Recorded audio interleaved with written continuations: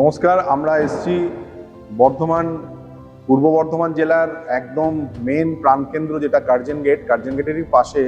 এটা হচ্ছে Bansagopal town hall. অনেকেই এর নামটা জানে না। এর অ্যাকচুয়াল নাম বংশগোপাল ছিলেন আমাদের মহারাজের দত্তক পুত্র ছিলেন। আর তিনি এই টাউন হল তৈরি করেছিলেন। আমরা কিছুদিন আগে এখন আমাদের 134 বছর বয়স এই টাউন হলের। আমরা যেটা তৈরি করেছিলাম 100 বছর পূর্ণ হয়েছিল 1994 সালে। তখন বামফ্রন্ট ছিল দায়িত্বে, বিনয় কৃষ্ণ চৌধুরী এটার ইনগরেশন করে গেছিলেন।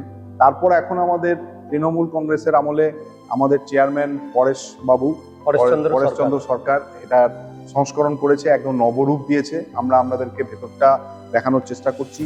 এখানে খুব ফোল্ডেবল, খুব আরামপ্রদ চেয়ার লাগানো হয়েছে, সুন্দর লাইটিং এবং বিভিন্ন মনীষীদের ছবি করা হয়েছে। আমার সঙ্গে রয়েছে আমার এক ভাই, আমার নাম লালটু সিংহ। তো ও এখানকার কিছুটা দায়িত্বপ্রাপ্ত। তো আমরা এই টাউন হল সম্পর্কে কিছু জানবো ওর কাছে। আর তার আগে একটু বলি, এখানে আমাদের মাঠ আছে, একদিকে সবুজ গ্রাসওয়ালা একটা সুন্দর বসার জায়গা। ওখানে বিকালবেলায় প্রচুর মানুষরা আসে এবং সমাগম হয়। এছাড়া সকালে মর্নিং ওয়াক করতে আসে। আর এদিকের যে মাঠের, এখানে আমাদের মেলা হয়। আগে বর্ধমান পৌর উৎসব এখানেই হতো, এখন ওটা শিফট হয়ে আমাদের বিরাটা হাউসিং কমপ্লেক্সে গেছে, উৎসব ময়দানে। তো এখানে প্রচুর স্টল বসে মেলার সময়, ভারত সংস্কৃতি উৎসব হয়। এছাড়া আমাদের একটা ওপেন স্টেজ রয়েছে। সকলেই হয়তো বর্ধমানে যারা বসবাস করে সবাই জানেন। তো আমরা এটা এসছি একদম কোর্টের পাশে, কোর্ট চত্বরের পাশেই, যেটা আমাদের এখানে বার কাউন্সিল আছে। বার কাউন্সিলের একদম পিছনের দিকটাতে, এটা পুকুরের পাশেই এই টাউন হল।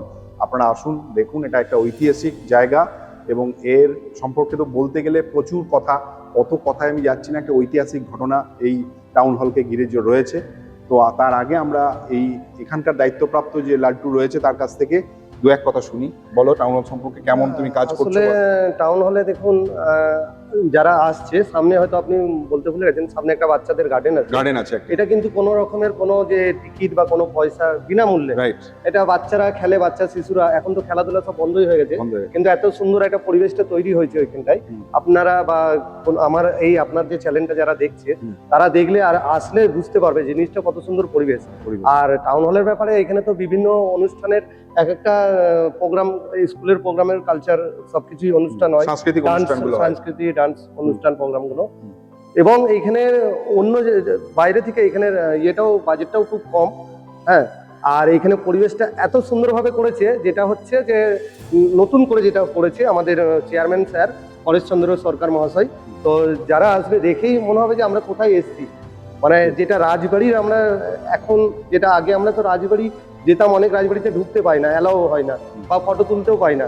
কিন্তু এইখানে এসে ফটো তুলতে পাই। এখানে এসে সন্ধ্যেবেলায় বিভিন্ন সব গুরুজন বা বয়স্ক যারা আছে তারা এসে মর্নিং ওয়াক করে, এবং সাইডে সিঁড়িও করে দিয়েছে, বসার লাইটিং এর কাজ করে দিয়েছে। এটা আমরা বাইরেটাও একটু দেখাচ্ছি। হ্যাঁ, রাত্রিরে এত সুন্দর এটা লাগবে, মনে হবে যে আমি কোন জায়গায় এসেছি। তো এটাই খুবই উন্নতি হচ্ছে আস্তে আস্তে সব জায়গাগুলোই।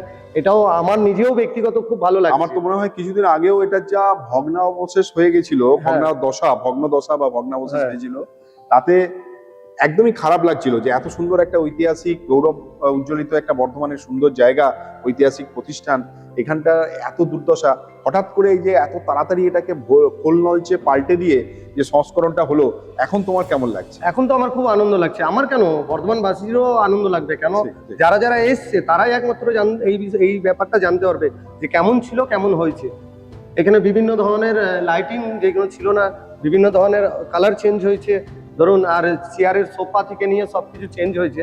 আপনি আর রাতের বেলায় তো রাতের ভিউজটা একটু আলাদা। কেন, বিভিন্ন কালার লাইট যখন, আর মানুষের জীবনের হচ্ছে কালার থেকেই সবকিছু শুরু। আমরা ভিতরটা এবং বাইরেটা পুরোটা আপনাদেরকে দেখাচ্ছি ভিডিওর মাধ্যমে। আপনারা পাশে থাকুন এবং ভিডিওটা শেষ পর্যন্ত দেখুন ও শেয়ার করুন।